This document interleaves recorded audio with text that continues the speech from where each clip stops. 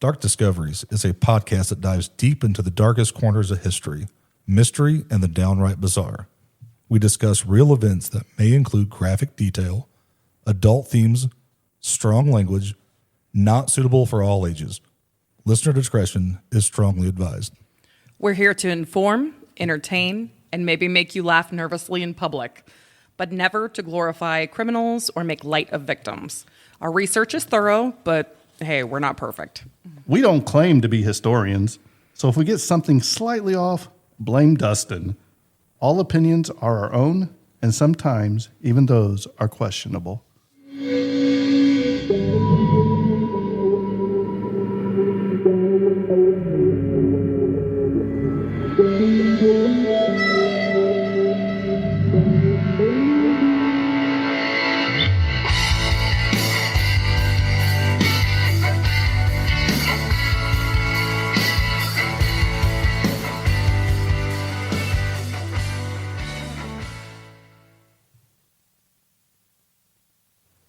Robbie, James R. Hoffa. The R is for Riddle. Not only Jimmy Hoffa's actual middle name, but Riddle is what his disappearance remains 48 years after he was last seen alive. It was July 30th, 1975, when the embattled labor union boss was scheduled to meet a pair of top mob figures at a suburban Detroit restaurant. Instead, Hoffa met his death, according to federal law enforcement officials, and so began a riddle that wound through Chicago and continues to this day. Riddle was the maiden name of Jimmy Hoffa's mother. It's a word that has come to define Hoffa's mysterious legacy. What happened when Hoffa pulled into this restaurant parking lot near Detroit 48 years ago Sunday? I do believe there's probably some associates and people who were involved that may still be alive. They'd be pretty old by now. And I think information is probably passed down generationally in the mafia. There are people who do know how this happened and where he is. But not many people, according to former U.S. Marshal Supervisor in Chicago, Ed Farrell, now an ABC7 law enforcement expert. Farrell tonight sees the Hoffa case as still solvable. As we first reported a decade ago, federal law enforcement officials believe the Chicago outfit had a hand in Hoffa's disappearance, based mostly on interviews with mob insiders and an apparent connection to this man, the late Chicago mob boss Frank Calabrese Sr., a hoodlum known in organized crime circles as Frank the Breeze. Calabrese's FBI file obtained by the I-Team details a meeting in Missouri the week that Hoffa vanished, part of the so-called Hoffex investigation, the FBI's code name for the case. In the Bureau's file cabinets, a link between Hoffa, Chicago outfit bosses, and the Teamster Central States Pension Fund, long thought to be key components of the crime riddle. Is 48 years too long to solve the case, or is it going to be open-ended forever? It's not too long. I think probably the best case scenario for the American public would be a case closure. Obviously, most of the offenders who probably were involved in this are probably dead. So I think getting a prosecution would be near impossible. But I do think they could probably close the case. They probably could get some information as to where the body is, get the physical evidence, and close the case. As the riddle remains, there have been thousands of hours and millions of dollars spent on running down Jimmy Hoffa tips and clues, checking car crushers and meat grinders, digging up backyards, construction sites, and landfills. To this day, the consensus among informed federal agents and mobologists is that Hoffa was killed in Detroit and his corpse quickly dissolved in an acid vat, never to be found. Welcome back to Dark Discoveries. I'm Dustin, and I'm with Jimbo. And tonight, we're going to wrap up this this episode about Jimmy Hoffa on his 50th anniversary of his disappearance. We're going to go over his last days, some theories, and some possible motives. So, like I said, we've traced the rise and fall of Jimmy Hoffa from his early days as a street-smart union organizer to the ruthless power player who tangled with presidents and mob bosses alike. We followed his rise through the Teamsters, his prison sentences, and his bitter struggle to claw his way back into power. Now, in this final chapter, we confront the greatest mystery of all. What really happened on that day on July 30th, 1975. See, now you guys thought you went back a month. We're traveling time. Some of these stories are going to be backed by mob confessions. Others are just whispers from the shadows. From mafia hits to government conspiracies, 55-gallon drums, we unravel the tangled web of possibilities surrounding Hoffa's disappearance and why his body's never been found. Now, you can't talk about Hoffa's last days without talking about the Giacalone brothers. Now, this is not what it really spelled like. It's spelled Giacalone. So, but when we put it into Google Audio, it said Giacalone, so that's what we're going to call them, or otherwise known as Detroit's Mafia Mediators. So the two brothers were Anthony Tony Giacalone and his younger brother Vito. They were big players in the Detroit Mafia, and according to the FBI, positioned themselves as mediators between Hoffa and Provenzano. How would you like to have that job, Dustin? To be the mediator? I don't think... Or were they the muscle? They were the muscle, because I don't think there was any talking to Jimmy Hoffa. He was big, bold, brash. I don't think you're getting a word in edgewise with him. Right. But here's where things start really getting suspicious. These two brothers visited Hoffa's home at Lake Orion multiple times and even met him at his law office, all supposedly to arrange a, quote, peace meeting between Hoffa and Provenzano. Hoffa's son, James, was not buying it.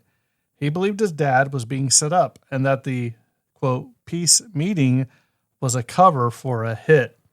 Every time the Giacalone brothers showed up, Hoffa got more uneasy. And honestly, who wouldn't? And what do you think was said in those meetings? I don't know. Like I said, probably maybe some talk about swimming with some fishes or trying on some concrete shoes. The old cement raincoat. Something had him shook. So the final day of Jimmy Hoffa's life was July 30th, 1975. 50. See if you guys are listening. 50 years ago, the day that we released this. So here's the timeline for the day that changed everything. Hoffa wrote down in his meeting calendar, TG 2 p.m. Red Fox. TG, well, that's Tony Giacalone. The Red Fox was the Machus Red Fox restaurant in Bloomfield Township, a Detroit suburb. Coincidentally, the place where hopefully Jimmy Hoffa's son was only married one time, where his son had his wedding reception. And you know, when you said Red Fox, all I could think about is him watching Sanford and Son. Elizabeth, it's the big one. That was the big one for Mr. Hoffa. At 1:15 p.m., Hoffa left his home in Bloomfield Township, Michigan, and stopped briefly at the Pontiac office of Louis Lineto, a former Teamster president turned limousine service operator and Hoffa's longtime friend. Lineto, I guess that's how you say it. I'm not. Lintu, remember? Lintu, yeah, I can't read my own writing. Also arranged for the earlier dinner with the Giacalone brothers on July 26th and set up this meeting on July 30th. Around 2:15 to 2:30 p.m., Hoffa was clearly annoyed. He called his wife from a payphone right behind the restaurant to complain. The Tony and his brother hadn't shown up. Well, I guess it was really just Tony. I want Vito to be a part of this because that's the most Italian name that's out there. Like, who killed Jimmy Hoffa? It was Vito, but he wasn't there. I've been stood up, he said. He assured her that he'd be home by 4 p.m. to grill some steaks. Just think about that. Get this meeting done. You're going to mediate peace with a big old juicy T-bone steak. Or was he a porterhouse guy or a New York strip? Probably the tomahawk of much money as he was in or a ribeye. But yeah, probably let's put some fillets on the grill. But you got to remember, look, okay, so he said, he called his wife at 3:30. Yep. And he said he would be home by 4 to cook steaks. So it's not that far away from his house either. No, he's close. It's not really that far. And, it's He's hanging around trying to give him a chance to get there. It's like me. You don't show up within, it's better be 2 minutes too early than 2 minutes too late. So if you're not there, I'm out. You say you're going to be there, you be there. Several witnesses claim they saw Hoffa, that's my Timmy from South Park moment, in a parking lot by his car, chatting briefly with a couple of people who stopped to shake his hand. Jimmy Hoffa was a man of the people. He also called Lintu again, complaining that his dates were late. How would you like to be the last person that shook Jimmy Hoffa's hand before he got into the car? Because if they find evidence on him and your DNA is on that handshake. Those guys were probably like, man, what do I do? I would have went straight to the police and said, yeah, I shook his hand. I was the last one. So at 2:45, Jimmy Hoffa was supposed to meet the two men who would rather stay quiet at 3:30 p.m. Like I said, he called his wife angry. By 4 p.m., without a trace, he was gone. One witness claimed that they seen Hoffa in the back of a maroon Lincoln or Mercury. This is Detroit. It's a car town. They can't get the car right. I'm seeing through that part already.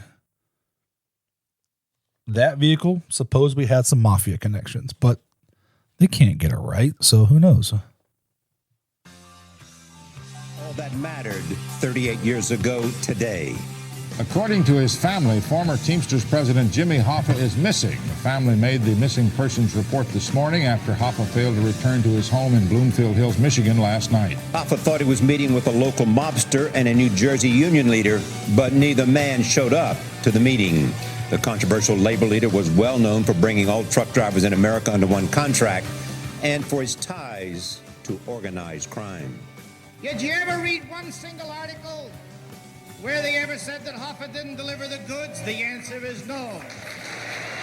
A popular theory holds that Hoffa's body was buried under the old Giant Stadium, but what's happened to him remains a mystery. Just last month, the FBI searched for the former Teamster president in a field outside Detroit, but failed to find his remains. So the first thing we're going to cover is going to be the first theory about what happened to Jimmy Hoffa that day. But keep in mind, if he was alive today, he'd be 112 years old. So you're telling me there's a chance?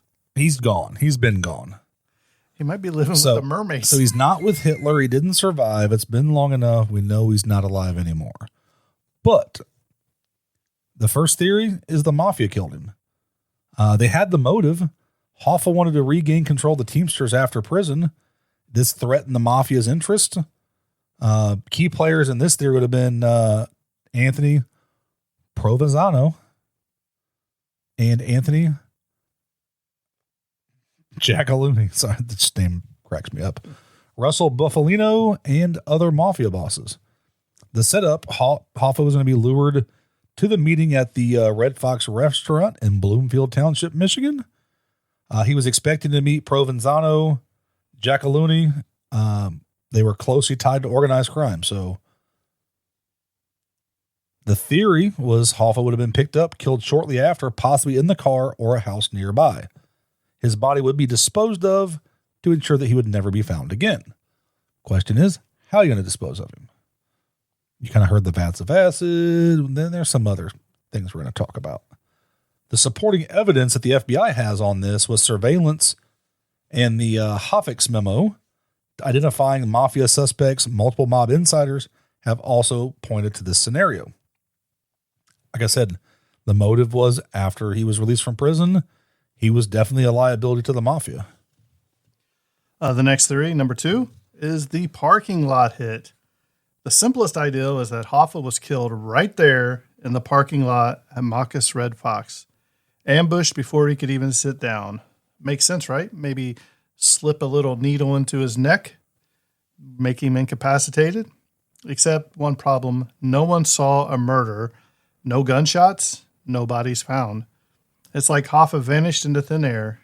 If only it had a smoke bomb or a teleportation device. I gotta tell you something. Jimmy Hoffa was picked up in a burgundy Buick. He never left the car. Never left the car. As I know for a fact, the axle and the engine block was taken out, and they'll never find Jimmy Hoffa. It was put in a car crusher. The friction of that heat, he came out to be a 2x4 block of steel. The friction heat got rid of all the DNA. They weren't going to leave Jim. Look, I mean, he was buried in giants. They had him all over the place. And the FBI, every time they want their budget, we found more evidence. We're going to go dig up this for 6 months. Get out of here. Get out of here, Dustin. Get out of here. It's a logical theory. That one actually does make a lot of sense to me. And I'm sure they use that tons and tons of times. But you're not going to do this in broad daylight. To be killed in the car, that seems pretty unlikely. Let me ask a question. Did they ever find the car? Not that I know of, but only some people have said they've seen the car. And the more tips that the FBI gets, the Federal Bureau of Incompetence, the more chases they have to do. He's here. So now you take what little resources that you have, you spread it over all these different places. So it's just a wild goose chase. Right. But I've heard of crimes solved by, they go to the BMV and they look up this, the car, and they say, okay, who has this color, this color? Okay, there may be 800 people in this city that has this car. But the only problem is if they came from Chicago, Indianapolis, Ohio, wherever, New York, and did it, or was it even ever registered? Was it just a stolen vehicle? Let's face the facts, right? Mob guys in their cars, I can't see them taking their car and willingly destroying it. Right. It's money, it's power, it's flash. But like you said, is it a Detroit car, a New York, a New Jersey, a Chicago, maybe even a Kansas City? Mob was all over the place. It wasn't just one place, but that's definitely a plausible possibility. I don't think it's the right one, but it's a very strong contender. I don't believe too much in this one. He was buried in Michigan Field or a concrete structure. Keep in mind, especially in New York City, if you had concrete poured in New York City, you were paying the mob to do it. The mob was getting a cut. So once again, very easy to do it, but eventually the concrete's going to get broke up and you may find something. So I don't see that, but the theory was Hoffa was buried under a concrete slab, a driveway, or dumped in somewhere in rural Michigan. A location that they did do, and I heard right, there was a horse farm that was owned by a mob associate, Roland McCaster. I guess they tore down like the barn and they searched everywhere and had to rebuild the barn when they were done. But you know what? Nothing happened. They dug up a driveway in Roseville, Michigan in 2006. Guess what? Nothing. You're not going to put a high profile victim in a dang driveway. It just doesn't make sense. Was it a shallow grave near a hunting lodge? I doubt it. Right. This one, I'm just going to say that's not, they're smarter than that. Yep. So the next theory is that he was disassembled. What a nice way to put it.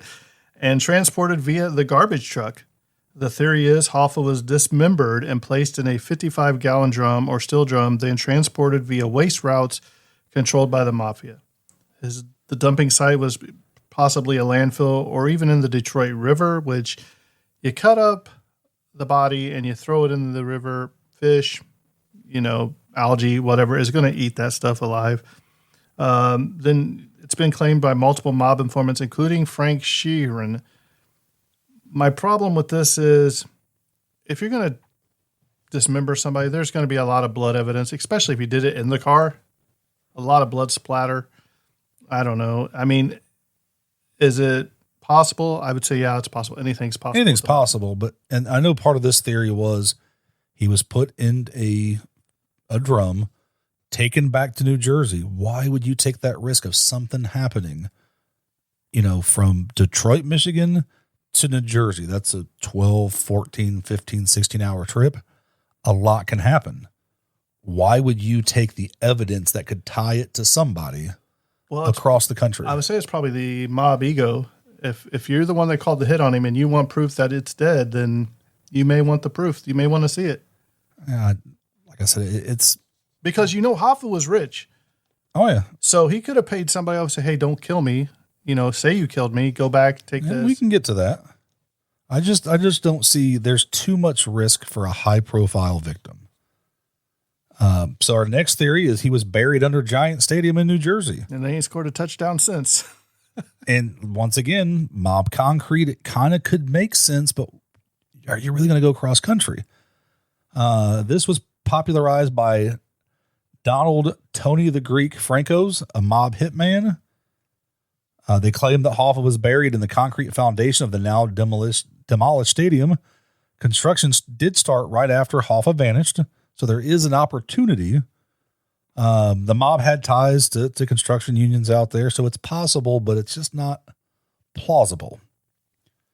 When they did tear down the stadium in 2010, no remains were found. They're not going to take big hunks of concrete and take it to a dump. They're going to break it up, smaller pieces. Now, if you said they put him in acid and the bones they chipped up in a wood chipper and then put it in concrete, that's a little bit more believable, but you're not going to put a whole body. Well, a lot of the stuff that I researched on is that a lot of it that coming back to, he was killed and he was buried in this shallow grave or even at like a trash place.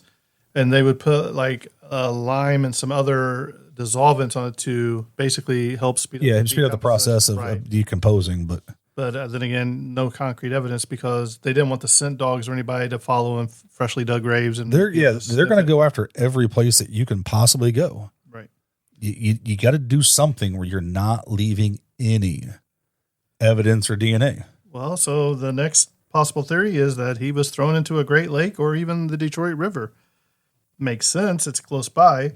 But the theory is Hoffa's body was weighted down and thrown into Lake Michigan or the Detroit River. How many times have we seen that in movies or even in real life where the mob, you get taken out on a boat. But it's lower level people. Right. You get taken out on a boat. Yeah. Next thing you know, you're sleeping with because if you're a big person, they're going to make sure, if you're a big name, they're going to make sure that you're found if you're big in the mafia because they want to prove a point that nobody's untouchable.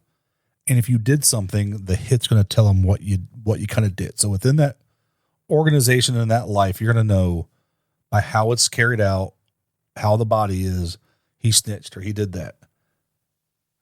You're taking a chance of putting somebody out in the water where a body can be found. Right.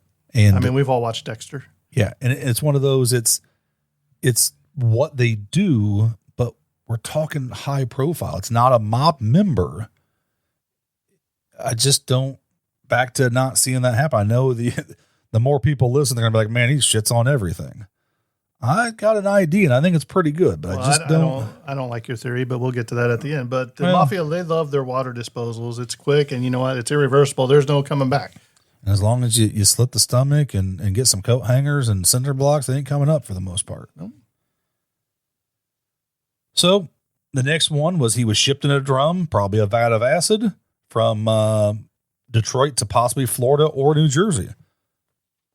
The theory is that Jimmy Hoffa was sealed in a 55-gallon drum and shipped across state lines by truck. Kind of we're back in the, interstate transportation of him. Just too risky. A 2022 FBI investigation into a Jersey landfill. There was supposed to be a witness. They seen, I don't remember how many, like a 15-foot hole. I think they said 15 by 30 that was full of 55-gallon drums that got buried. I think they found drums, but no Hoffa. Is it a red herring? You're even then you're running him around trying to figure out where he's at and taking the resources away, and kind of the further you take him from where it happened and the people involved, the less pressure they have on him. Yeah, but if you put him in there with a bunch of chemicals and everything, there might not be nothing left to even look at. But you'd have some type of slurry left. That's the thing. Yes.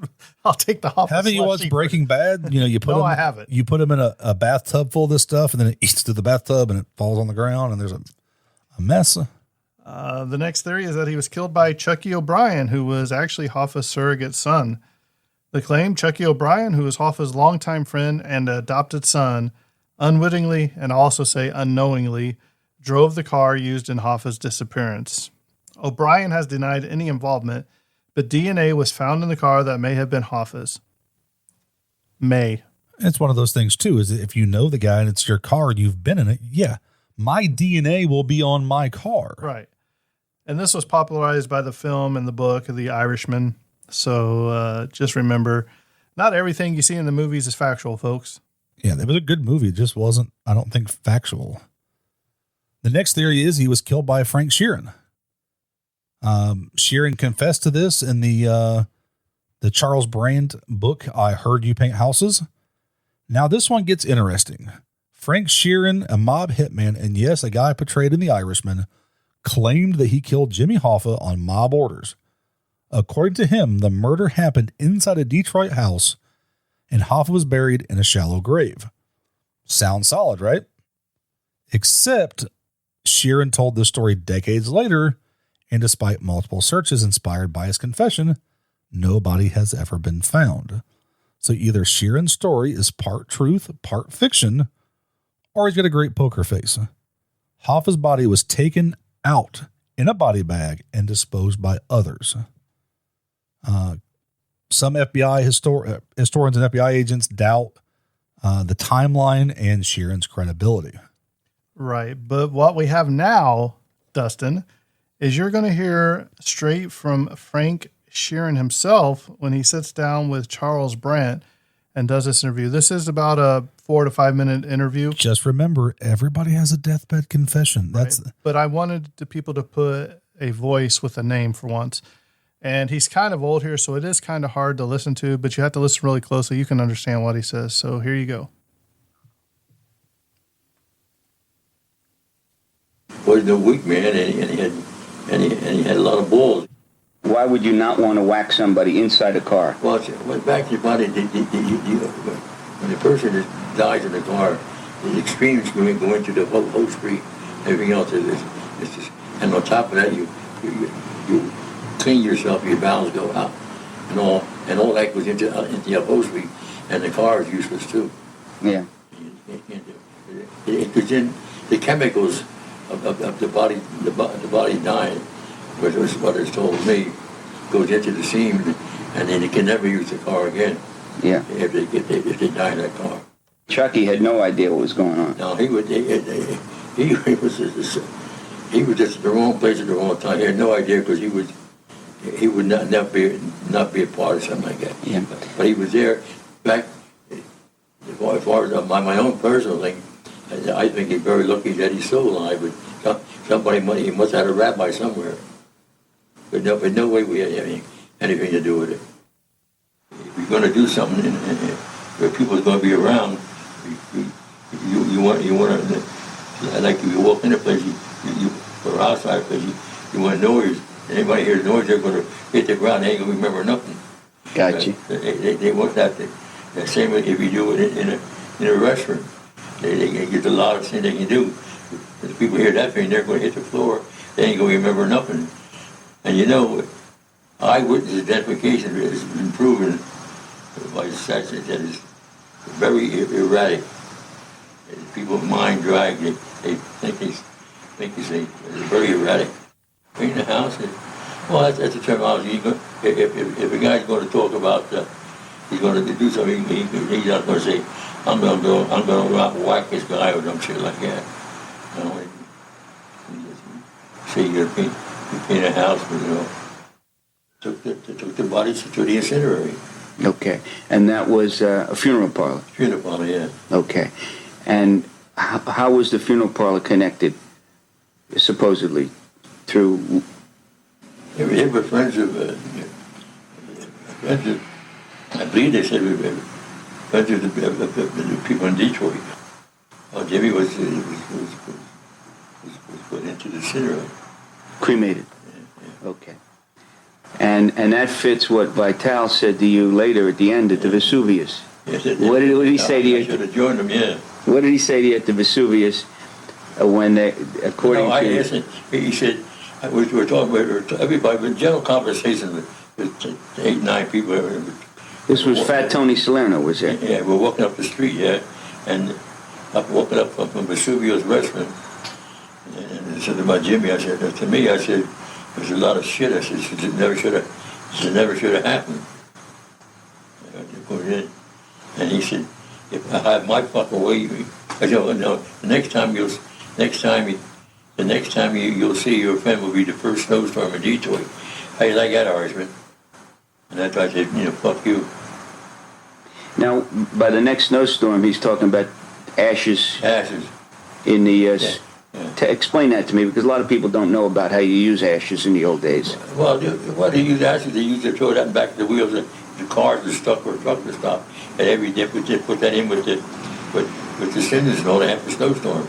Now he's just being cute, Otherwise, he knows my feeling about the thing, and he was just trying to pull my chin because I didn't like him, he didn't like me. Yeah, and you're known as a tremendous Hoffa man. Yes, I was. Yeah. What can I say? I just do it for information. Hoffa took me out of a meat truck and the dance hall. Otherwise, I probably wouldn't be dance hall now. I'd be a little too over dancing. But he took me out and put me in the union. He gave me my start. He gave me my first charter. Gave me my first union. It's me. He's one of the best men I ever knew. And you were hauling meat and you were working as a ballroom dance instructor. Show me the watch that he gave you. He made a take that on August the 14th, 1974. He came in there to get... October the 14th. Yeah, the guest of honor. And it's engraved in the back. Okay. It's got diamonds on it. Yeah. And then the ring, who gave you the ring? From Russell, about 1972 in that area. And it's loaded with diamonds, and gold. And there's a $3 gold coin on it? $3 gold. And there's the watch. So there's both of them right on your left hand. And he was another fine man, Russell, in my opinion. That's about all I had to say with it. Hoffa was my friend. And the reason, according to what you understand, that anyone would want you to participate in it would be to put you on that side of the affair, rather than have you on the other side of the affair. Definitely. So I think that's very interesting, where you actually get to hear Frank Sheeran talk about how the term "I heard you paint houses" and what it means. So the next theory is the CIA killed Hoffa. Let's face it, Hoffa had a lot of enemies, and the government wasn't any different. I mean, you can look back at the whole Kennedy escapades and all that. But the theory is Hoffa knew too much about CIA mafia plots like Cuba, and the CIA took him out. The evidence, it's purely speculative and unsupported by any solid proof, so I'm going to say that's highly unlikely. I'm sure we could go spend 20, 30 minutes just talking about that theory. He could have tried to save his neck and barter a way to get back into being the union president. He could have tried something. I doubt it. He was too proud. He would do it on his own. He would make sure he made a point that he did it, not somebody else. So I don't see that happening. So there's the theory that he's still alive. Like I said, not now. He wouldn't be now. He'd be 112. But the conspiracy is that Hoffa faked his own death and lived in exile. Some folks believe that Hoffa faked his death or was hidden away under a new identity. It's not too far-fetched. Remember the movie and person we talked about not too long ago? Do you not remember? You got to help me. We've talked a lot. The mobster from the movie. Donnie Brasco? Yeah. Yeah. He's still got a hit out on him now. But he still goes out and does it, and he's not broke. Nobody's found him, so it's possible that you could go live. Not him. Who's the other guy? They made him go into Secret Service protection because he ratted out the other people. Oh, Sammy the Bull? No. They did the movie, and he went and lived in Ohio or somewhere under the surveillance, and then they came out with the sequel, and it was a comedy with... You've lost me. Okay, maybe it wasn't you I was doing it with. Once again... Stand by, let me find it. Once again, you talk about so much in your research, it's hard to keep things straight, but I don't see why the government would care to give him witness protection. So I don't think that part of it would be true. He could have just decided to retire early and live on a beach somewhere outside the country. Once again, the guy worked 6-7 days a week after week, 2 days off a month. He'd go see his family. Henry Hill, Goodfellas. Okay, Goodfellas. Okay. Sorry, I was getting there. It was Kyle. I covered that with, not you. So, but like I said, it's plausible. But Hoffa was a loud, brash guy who loved the spotlight. the idea of him just hanging out somewhere chill just doesn't seem like what he would do. No happy endings here. Sorry.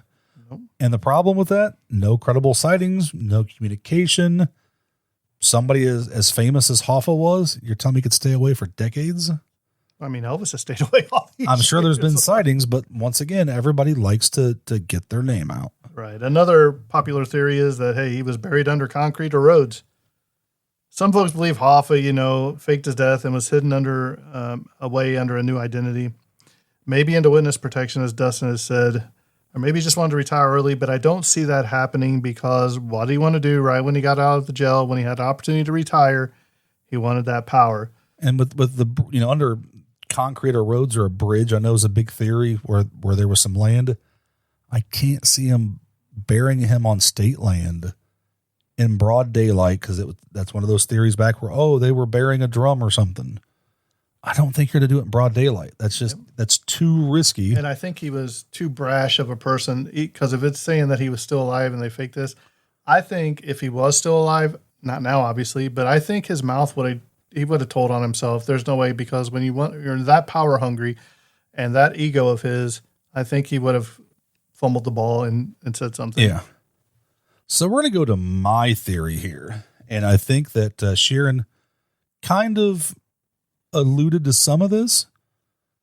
He was cremated at a mob-controlled crematorium. And if my understanding is correct, the house they believe he was killed in, which my brother was a Teamster, Local 135, he had to go up there and see it. He went up there, got a Detroit Union 299 shirt, all that stuff. He went out and did the Hoffa experience. It's in a little rough area now. So they're like, I get what you're doing, but you need to be out of here before it's dark because it's pretty rough.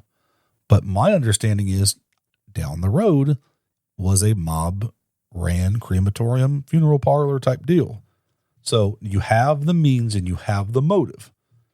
So to make this sense on this is the FBI, through all their files, witness statements, mob patterns of what they do, he was ambushed, kidnapped from the restaurant's parking lot in a maroon Mercury Marquise. Now we actually have a car.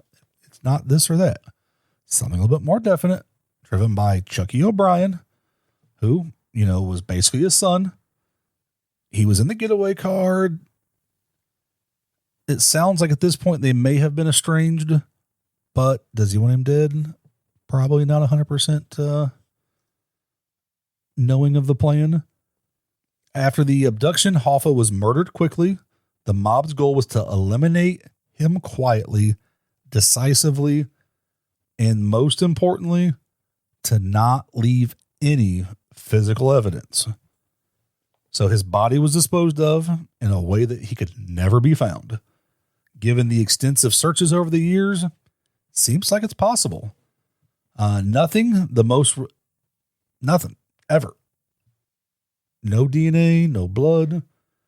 Like I said, they could have maybe gave him a shot in the neck, or they didn't have to shoot him and make him bleed. It's possible. Like I said, the most reasonable conclusion is he was cremated. This is claimed by Richard the Iceman Kuklinski and other mobsters in prison interviews. Despite decades of searching in landfills, stadiums, lakes, roads, wooded areas, under barns, driveways, like I said, no physical evidence has ever been found. Police dogs have tracked Hoffa's scent to the getaway car, but nowhere else, suggesting the body didn't end up in a typical dump site. Mobsters have a history of using crematoriums and other means to obliterate bodies to avoid prosecution and retaliation. It's high profile. You get a little bit of bone left, I think, when you cremate somebody, but you just take that box or bag of ashes. Either it gets mixed in with other people's ashes. I'm guessing the temperatures it takes to cremate somebody, there's no physical evidence left on. If you DNA test it, you're probably not going to get nothing. Or you just take it and let the wind carry it away. The wind takes it, you'll never find it. You may have some little pieces of bone. You go drop them off here and there, someplace random. There's no evidence. Right. So back at my first job, Burger King. We used to have to open, and we'd have these group of older retired guys that would come in and get breakfast every morning. We called them the Breakfast Club. We had their picture hanging up and everything. And there was this one individual that always came in, old guy. I mean, he's been in his 80s probably, and he always wore this hat, and it said Hoffa in real big letters. So finally, some other the guys hadn't got there yet one day, and I said, Hank, I said, why do you always wear this Hoffa hat? He said, well, let me tell you a story. I said, okay. He said, I was part of Jimmy Hoffa's inner circle. He said, I knew Jimmy Hoffa. And I said, well, what do you think happened to him? He said, I know what happened to him. He said, they killed him. He said, the mob killed him. And he said, they're never going to find his body because they killed him and they put him into a wood chipper and chipped it. You know, once you put something in there, it just puts it into nothing. And I said, well, wouldn't that be a mess? He said, no. He said, you know, they wrapped it in plastic, probably a body bag. He just couldn't recall. And they put it in that thing. And he said they were down by like the river, but it was flowing. Yeah. So once they did it, it went right into the river, and therefore no evidence would ever be found. Pretty smart if you're, you know. Now, everybody has a Hoffa story. It's like Dillinger in Indiana. Everybody's family has a Dillinger story. But, their mom was in the bank when he robbed it. Every day he wore that Hoffa hat in there. Every day. I said, well, man, this guy must have really liked Hoffa.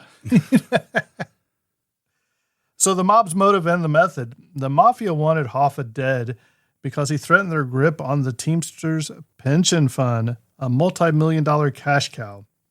The plan was likely coordinated by Provianzo and, how do you say that name again? Macaroni? Jetman Macaroni. Their crew, with the help from trusted associates like Chucky O'Brien.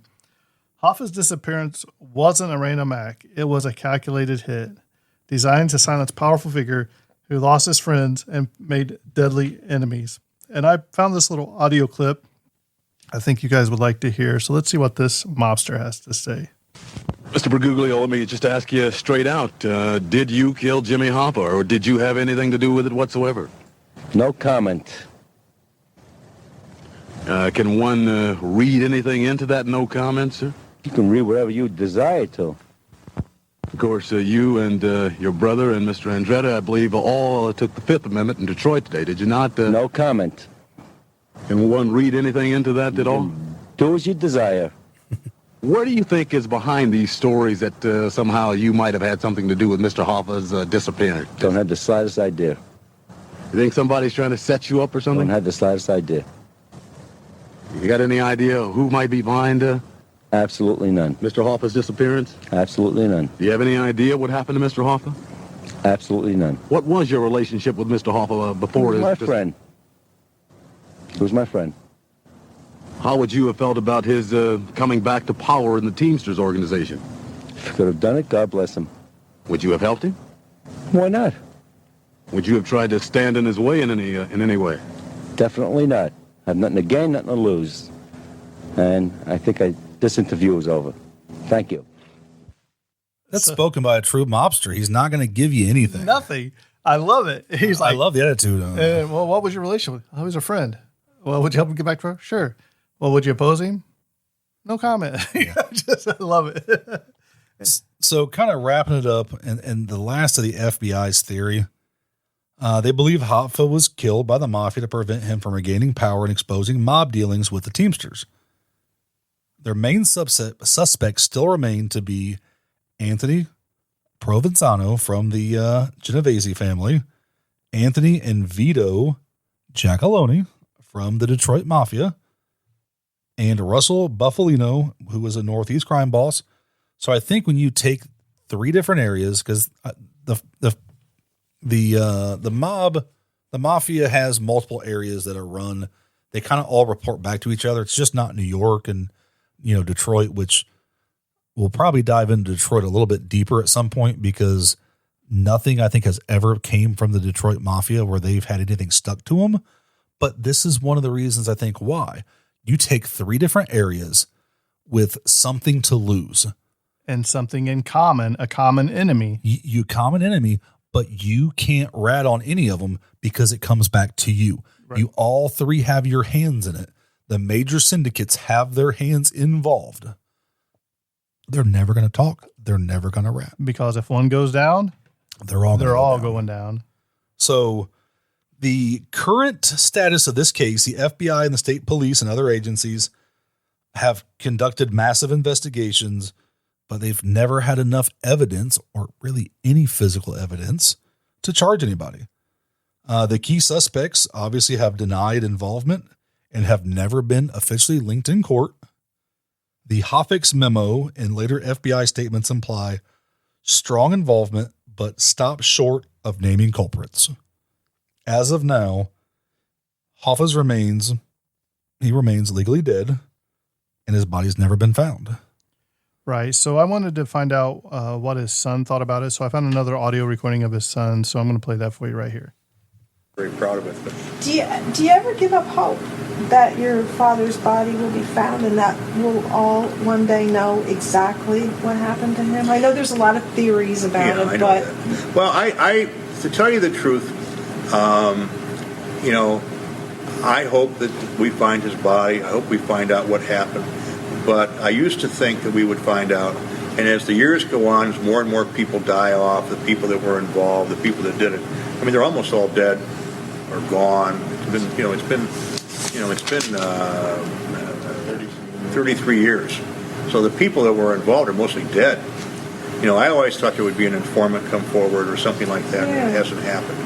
And so my hope for solving the crime, diminishes every day as the years go on. I think the likelihood is less likely. There's a lot of theories out there. I do have great memories of him. I have a picture of him in my office. I have a picture of him. We have this room in our union hall, and he's very revered in the union. I met a guy yesterday that had Jimmy Hoffa tattooed on his arm. This is great. Do you have a theory as to what happened? Well, I think it was involved with regard to him coming back in the union, and he was pushing very, very hard, and I think Frank Fitzsimmons and the underworld got together and had him killed because he was really an unstoppable force. And, of course, he was hampered, and there was an anticipation that he would win his court case because when Nixon gave him his commutation, he put a condition on it, with Chuck Colson and all those people in the White House at that time. And they put a condition that he couldn't be in union affairs. And when my dad signed the commutation, he didn't know about that. So he had a lawsuit pending that he would hopefully win. And the word was, everybody thought he was going to win it. And he was a threat to Fitzsimmons. And Fitzsimmons, didn't want him back, and they were, went on and on and on. So I think it was directly related to his coming back to the Teamsters. how has it affected your life, though? I mean, I can't even imagine what that must be like. It's bad enough to lose a parent, first of all, and then to not know exactly what happened, to have your own suspicions and so forth. How does that affect your life? How's it shaped you as a person? Well, obviously it was, obviously it happened in 1975, July 30, 1975, and it was the most traumatic thing, and it was basically very tough. But I had my family, and my mother died in 1980, and all because, so I always say she died of a broken heart. And the answer is you carry on. My sister and I are very strong. We have good memories of him, and you really have to carry on. So in some ways, being president of the Teamsters, we're carrying on his work. I revere his memory, but I will tell you this, it's such a disturbing part of my life, I really don't think about it. Because it's not good for me to think about it. It's that disturbing. Did you ever meet Robert Blake? Mm-hmm. Well, I met Robert Blake. I also... That's the memory I have of that movie, of your father. Yeah, absolutely. Well, the other movie, Hoffa. Yeah, Jack Nicholson. Jack Nicholson. I met Jack Nicholson, and he was even better in the Hoffa. That's right. Yeah. When he filmed in Detroit, they filmed some of that in Pittsburgh. Some of that movie was in Pittsburgh, and he was telling me they wanted. It was my dad worked at Kroger, and a lot of that thing, those dock scenes were at Kroger, and he went to the Kroger people in Pittsburgh, and they wanted to use the word. He wanted to use their name. And he said, and they wouldn't let him do it. He said, I can't believe those people. We want to give them all this publicity. So if you look at that movie, they called it Krieger. They couldn't call it. When you walk in, they had this old-fashioned thing that said Krieger. But they wouldn't let him use the word Kroger. So there you have Jimmy Hoffa's son. So we hope you enjoyed this special 50th anniversary episode on Jimmy Hoffa's disappearance. You can follow us all on the social medias. You can leave us a review.